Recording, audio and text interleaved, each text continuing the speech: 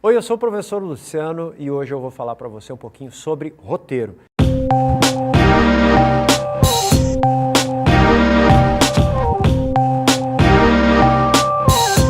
E o roteiro, na verdade, é a própria história.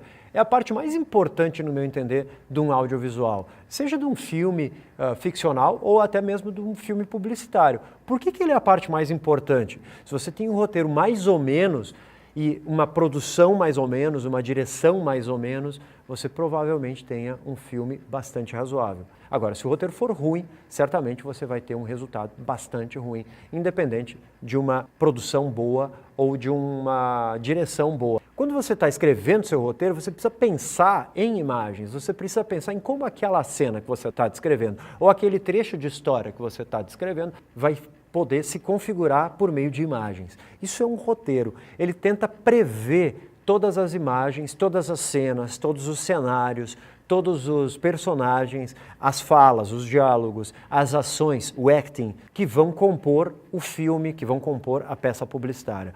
Por isso que o roteiro é tão importante, porque é nele que se prevê como a história vai se configurar. A gente pode dizer também que o roteiro é a transformação de uma ideia, de uma inspiração, em um guia escrito. E esse guia precisa circular entre todas as pessoas que estão envolvidas na produção. Você pode perceber que atrás dessas câmeras que você está vendo, provavelmente existam muitas pessoas. E existem sim, pelo menos umas 10 pessoas atrás dessas câmeras. O roteiro circulou por todas elas, para que todas elas saibam exatamente o que fazer na hora da gravação. Mas não só na hora da gravação. Cada um vai fazer o seu tipo de leitura. Por exemplo, a equipe responsável por desenvolver os cenários vai perceber no roteiro onde ocorrem cada uma das cenas. Se é num quarto, se é numa fazenda, se é em cima da cama. O roteiro vai disparar uma série de pesquisas para cada um dos departamentos do audiovisual para que cada um deles componha uma pasta com as suas próprias referências. A arte com referências de arte, o figurino com referência de figurino, os cenários com referências de cenários, o diretor de fotografia com referências de luz, estéticas, cores, enquadramentos, tipos de lente que pretende utilizar. Quer dizer, cada um deles vai ter uma leitura diferente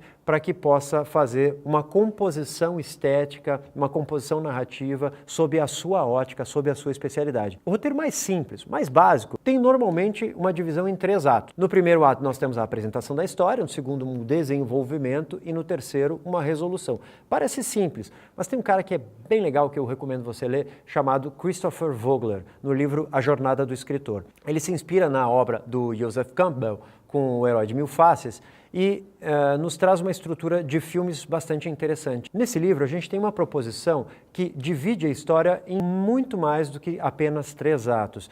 No início da história a gente tem um mundo comum, quando o personagem, o nosso herói, começa a ser apresentado dentro do seu mundo comum, do seu mundo natural. Não existe ainda uma aventura. Mas num dado momento da história ele começa a ser provocado por alguma coisa, por algum chamado.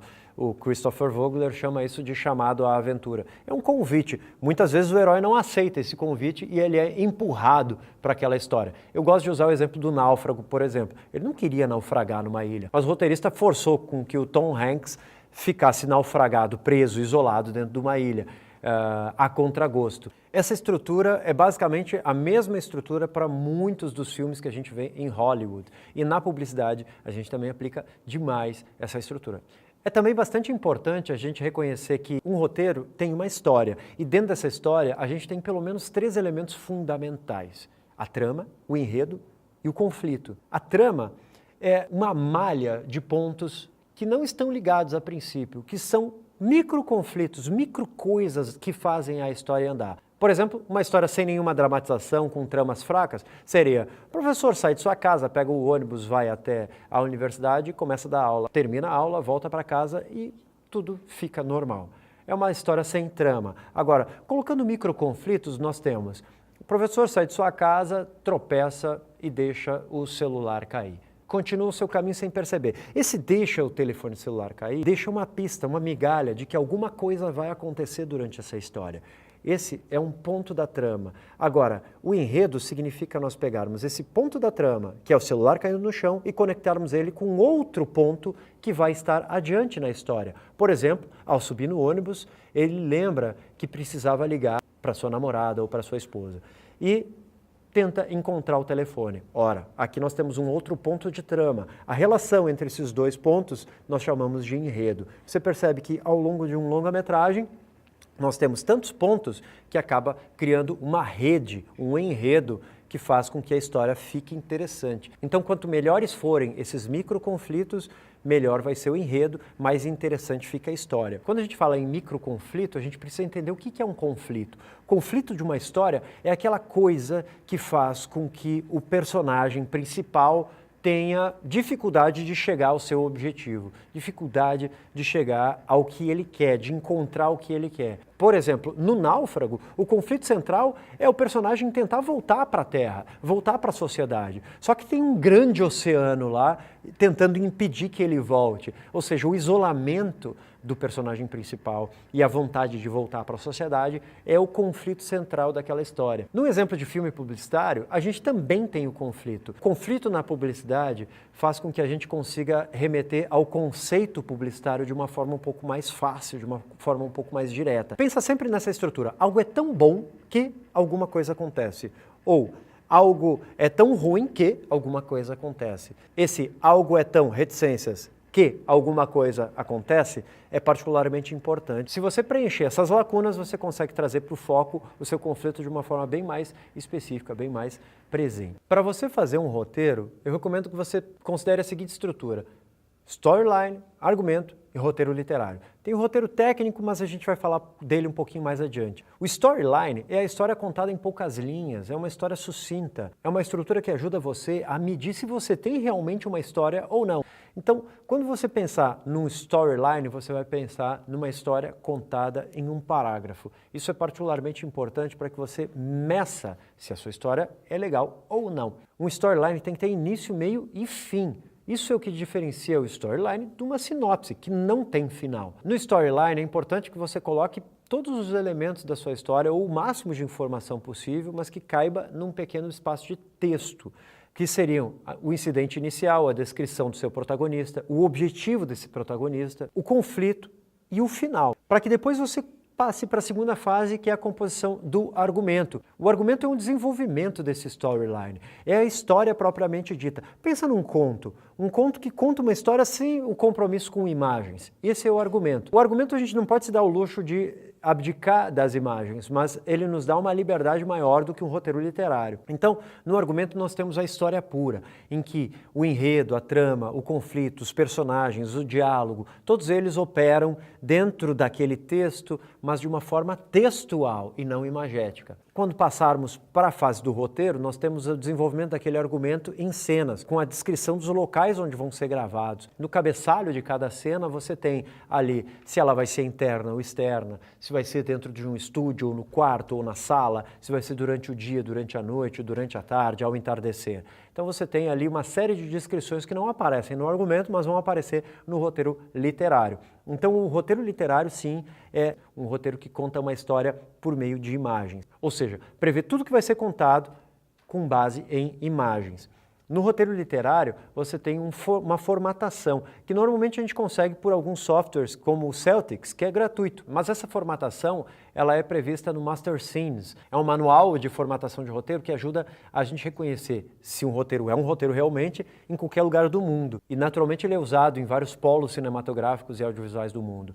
Então, qual é a vantagem de você utilizar uma formatação de Master Scenes? É que o diretor consegue ler o roteiro com base nas informações que são para ele. O ator, por exemplo, consegue reconhecer facilmente no Master Scenes onde estão os seus diálogos, inclusive tem um espaço de 4 centímetros ao lado do seu diálogo que lhe permite fazer várias anotações que são importantes para aquele desenvolvimento de personagem. Então veja que a formatação não é uma formatação banal, ela ajuda a leitura de cada uma das pessoas que fazem parte da equipe técnica da produção audiovisual. Veja que eu separei storyline, argumento e roteiro literário e eu recomendo que você faça isso. Agora, na publicidade a gente tem uma certa dificuldade normalmente de passar de um storyline para um argumento. Isso acontece porque essas histórias são tão curtas que dispensam o desenvolvimento de um argumento. Então é muito comum que a gente unifique esses dois processos, ou seja, a gente tem um storyline e argumento numa mesma fase do desenvolvimento, que é aquela fase inicial do desenvolvimento da história da publicidade. E para muitos casos nem é necessário você fazer um roteiro literário. Aí vai caber muito da sua forma de criação e das necessidades que a própria história e a própria campanha publicitária pedem para você. No último estágio, mas antes da gravação, a gente tem o roteiro técnico, que é nada mais do que uma decupagem, uma análise do próprio diretor, da própria diretora. É no roteiro técnico que nós vamos definir a forma, como nós vamos contar a história. Então você pode pensar que o roteiro literário é o que nós vamos contar e o roteiro técnico é como nós vamos contar. No roteiro técnico, nós temos definição de enquadramentos, da proximidade da câmera com o objeto, dos movimentos de câmeras, dos ângulos de câmera que nós vamos ter, do tipo de iluminação, ou seja, todas as marcações técnicas ocorrem no roteiro técnico, aquele roteiro que serve mais para o diretor.